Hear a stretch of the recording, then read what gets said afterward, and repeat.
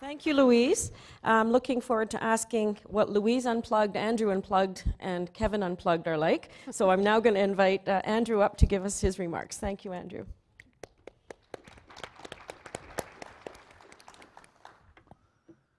Well, let me at the outset thank CGE for organizing today's summit, Karen for convening this unruly panel and presiding over it, and my co-panelists, Louise that we've heard from, and Kevin that will follow me shortly.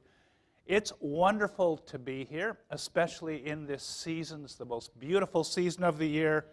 It's tax time. Aren't we loving it?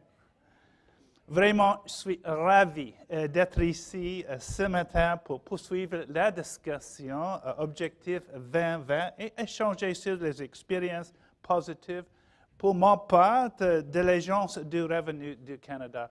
So I think my role in the panel is to speak about the process that Louise is at the center of, and to speak as the head of a large organization, the Revenue Agency.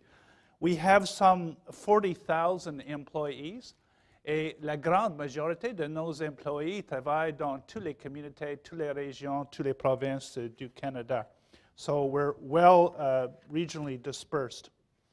And for me, of all of the objectives of the blueprint and of the destination, the key word for me, and I think for our employees, is engagement. That is the most enduring, important, and powerful legacy of this whole exercise. And I have a quote, which is where I say engagement is the path forward. There is no going back. Yes, there will be reports. They will come from the departments and the agencies. Il y a un rapport du greffier. And there will be actions by each department, actions across the public service. But the one enduring, ongoing snowball that will continue to roll and pick up momentum and get larger is engagement itself. And there's no rolling that back. D'abord, je pense que cette affirmation doit être comprise dans le contexte de la réponse phénoménale que nous avons reçue des employés à l'arc et dans toute la fonction publique. Ils ont parlé haut et fort. It's actually no longer in our control. Whether we as senior mandarins think that we're bringing a close to this exercise, we would be sadly mistaken, because it will move forward of its own momentum and by our own employees. Like I loved Louise's remark about the image that we have as the manager, the traditional manager. And I too am learning to change. I thought of myself as some kind of an English Don. That was my thing. When I actually think about it, I was in my office. I had an inbox and an out basket, and a successful day was moving the pile of paper from the one side to the other. And the more edits that we could do along the way, the more our value to the organization. That's what we were, I think, conceived of ourselves as leaders. And yes, if there was noise in the corridor among your employees, what a distraction to the work of the manager that betrayed. And so we closed the door, Louise. We closed the door. Now I think we're learning to get out and get around and actually be leaders, which is connecting ourselves with the people that work in our organizations. And again, engagement is about leaders connecting with the front line.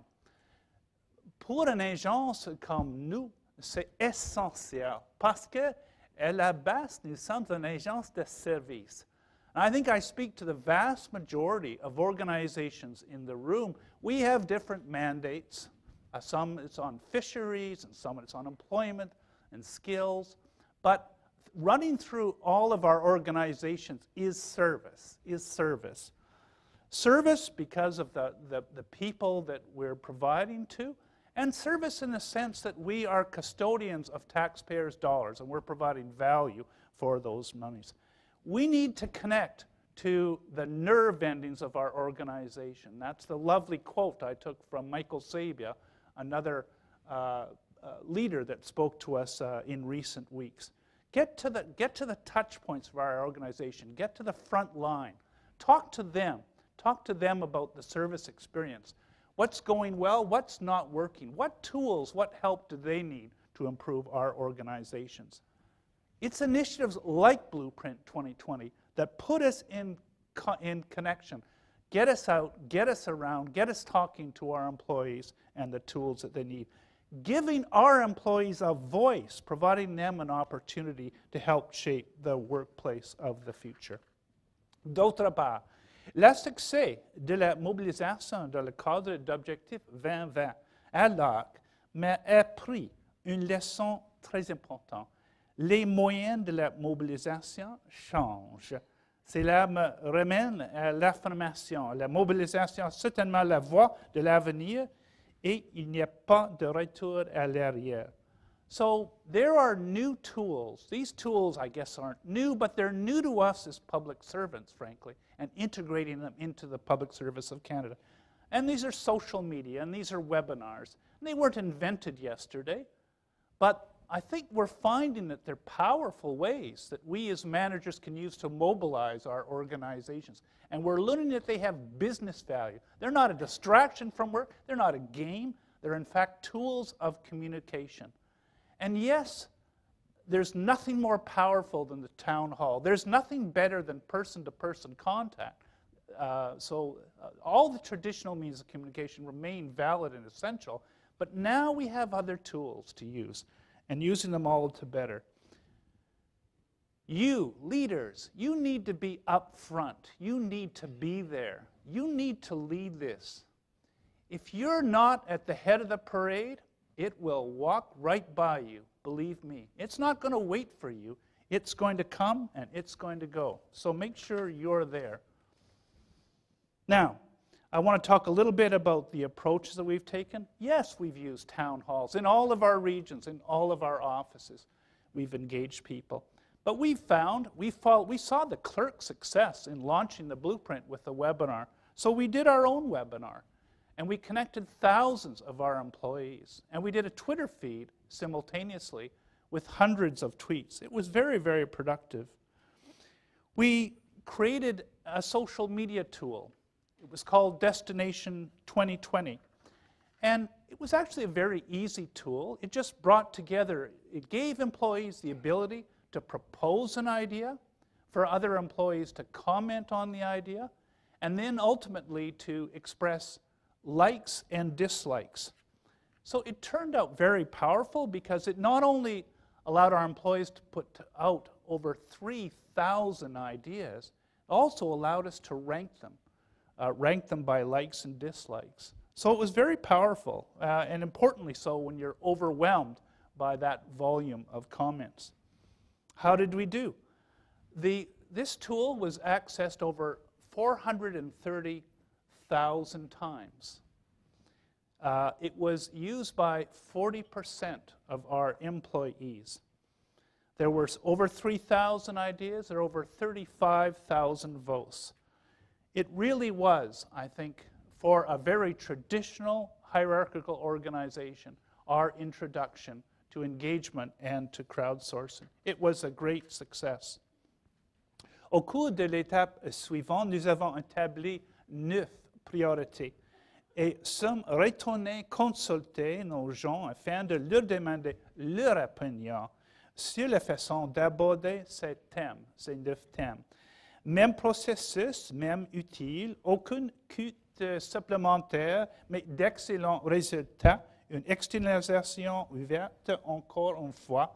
Au cours des semaines à venir, notre prochain rapport exposera ce que nous avons déjà fait pour d'aborder certaines de ces priorités et ce que nous ferons pour d'aborder celles qui retraînent. Now this culture of the public service that Louise has spoken of, it's changing. And it's changing partly because of the emergence of these new social media technologies, this information age that we're in. And it's equally changing because of the new recruits to the public service. The two come hand in hand. They come together.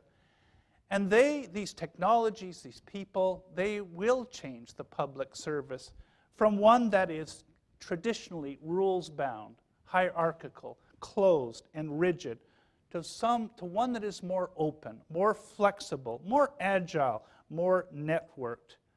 And this is the way of all progressive enterprises. All large institutions need to make this transition.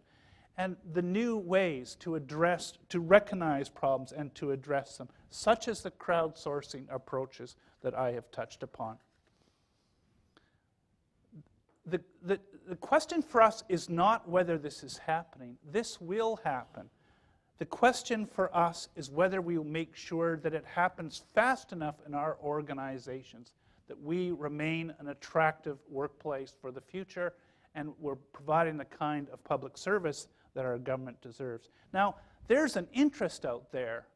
Look at GC Connects. Look at GCpedia. I see it in the employees. They want to get engaged. There's no question about that. The challenge isn't there. The challenge is whether the leaders are going to lead the parade or be left behind by it. I think we've clearly seen by the engagement at this process the passion, the idealism of public servants everywhere, and mostly the young. Their enthusiasm, their energy. The idealism is powerful. And there is a vision of the new public service. It's more open, it's more flexible, it's more nimble, it's more connected, it's relevant. And it's passionate about this country. It's passionate about public service. Are we the leaders that will lead that generation? That's the challenge for us. Are we able to adapt our ways? Are we able to get out of our office? Avons-nous l'énergie et la passion pour bien engager nos employés? That's, I think, the real challenge. The challenge is leadership. Now comes the test. We know the energy's there. We know the interest is there. La prochaine étape is to turn all of these energies and ideas and this passion into action and to show meaningful change. Merci.